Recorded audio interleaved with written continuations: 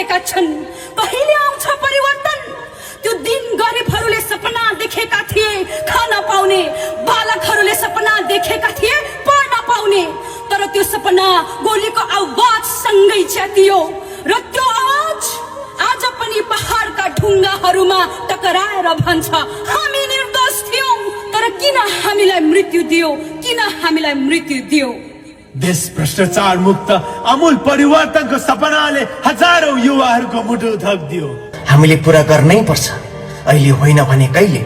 नेपाल उठ्नै पर्छ साथी अब नेपाल उठ्नै पर्छ जुन हाम्रो शहीदहरुको रगत थियो तपाईहरुले यतिकै खेर जान दिनु भएन है यो खेर जान दिनु भयो भने नि तपाईहरु भन्दा पापी हामीहरु भन्दा पापी कोही हुँदैन नि यो दुनियाँमा त्यो भ्रष्ट नेताहरु बरु राम्रो हुन्छ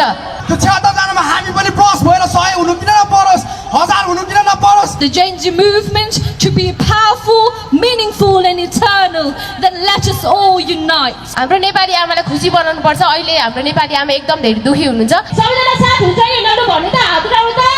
जय नेपाल माओवादीको के अरे अध्यक्ष के प्रचण्डले के भनेको थियो भने जेनजी र माओवादी मिली अब चुनाव गर्ने अरे किन गर्नु हामी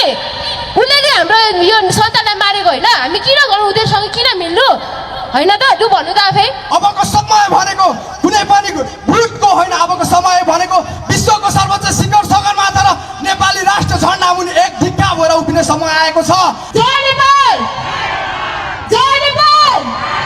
23 गतेको दिनै 17 जनाले आफ्नो ज्यान गुमाउनु परेको थियो यहाँ अहिले फोटो देख्दै हुनुहुन्छ होला 17 जनामा 17 जना त भन्न मिलेन होला त्यही पनि 90% म जत्रै वा म भन्दा अलिकति ठुलो युवा हुनुहुन्थ्यो विद्यार्थी हुनुहुन्थ्यो उहाँहरूले के सोचेर जानुभयो भनेर हो हाम्रो देश हाम्रो नेपाल आमाको लागि हामीले के गर्नुपर्छ हाम्रो देश अति भयो या कति चुप लागेर बस्नु अति भयो त अति दमने भइसक्यो हामी आफ्नो देशको लागि कहिले लड्ने भनेर उहाँहरूले सोचेर जानुभएको थियो तर उहाँले फिर्ता के पाउनुभयो टाउकोमा गोली खानुभयो छातीमा गोली खानुभयो कगजको त गिदी हातमा बोकेर हिँड्दै हुन्थ्यो यो भन्न नमिल्ने होला तर पनि जुन एउटा यो छ नि तपाईहरुले पनि सोच्नुपर्छ आज आएर तपाईहरुले पनि सोच्नुपर्छ उहाँहरूले आफ्नो गिदी आफ्नो हातमा बोकेर पनि हिँड्दै हुनुहुन्थ्यो कसको लागि हामी नेपालीको लागि के को लागि नेपालको लागि नेपाली आमाको लागि हुन त म अहिले 12 कक्षामा छु 12 कक्षामा सुरुको पाठमा एउटा च्याप्टर छ क्या त्यो आउँछ भन्ने आमाको सपना भन्ने छ नि त्यो आउँछ मैले त्यो च्याप्टर बुझेको थिइनँ अहिलेसम्म बुझेको थिइनँ तर जब मैले यो जेनजीको हाम्रो आन्दोलन देखेँ नि बुझेँ क्या त्यो आउँछ को आउँछ त्यो थाहा छैन को आउँछ त्यो आउँछ भनेको छ परिवर्तन आउँछ भनेर जुन एउटा आमाले सपना देख्नु भएको छ जुन हाम्रो गुरुप्रसाद मैनाली होला हाम्रो लेखक भन्ने गुरुप्रसाद मैनालीले लेख्नु भएको छ नि त्यो आउँछ को आउँछ भनेर मैले त्यतिखेर बुझेको थिइनँ तर अहिले आएर बुझ्दैछु क्या को आउँछ पुरै नेपाली जनता आउनुहुन्छ हाम्रो नेपाललाई बनाउन त्यसैले म धेरै बोल्न चाहिनँ सबैजना यहाँ आइदिनु भयो धेरै धेरै धन्यवाद तर यहाँ आएर मात्रै हुँदैन अब यहाँ बसेर यहाँ आएर मात्रै हुँदैन यहाँ मेरो कुरा सुनेर मात्र हुँदैन तपाईहरु अगाडि बढ्नु पर्यो हामी सबै अगाडि बढ्नु पर्यो बेकजुट मिलेर अगाडि बढ्नु पर्यो एक आफ्नो जुन हाम्रो यो बलिदान छ त्याग छ त्यो बिर्सेर आफ्नै स्वार्थको लागि अगाडि नबढ्दिनु होला सबैजना म यहाँ कुनै केहीको लागि आएको होइन सिर्फ नेपाली आमाको लागि हो किनभने आफ्नो देशको आफ्नो सबैलाई माया लाग्छ मेरो कुरा अब कतिले बुझ्नु भएन होला त्यही पनि सबैजना हामी चाहिँ एकजुट भएर अगाडि बढौँ र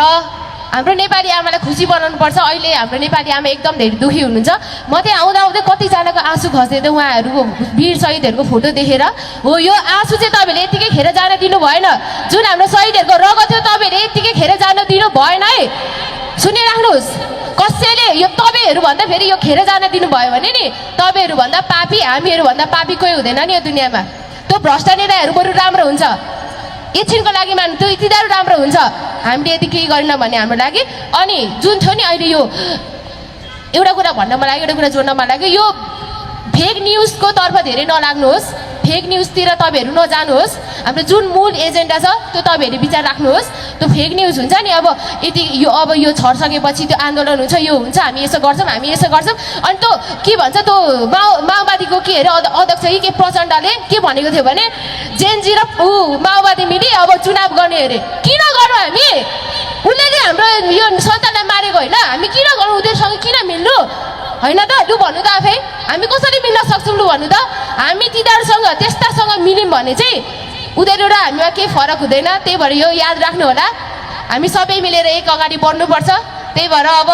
नेपालको बारेमा सोच्ने अब टाइम आएको छ यो टाइम छ हामीसँग अब फेरि आउँछ आउने थाहा छैन अब कति साल लाग्छ परिवर्तन हुनको लागि कति साल लाग्छ के लाग्छ कसो लाग्छ हामी देख्न पाउँछौँ कि पाउँदैनौँ तर जुन हामीसँग यो समय छ जुन हामीसँग यो अवसर छ सबैले सदुपयोग गर्नु होला हाम्रो वीर शहीदको योगदान बलिदानहरू खेर जान नदिनु होला सबैजना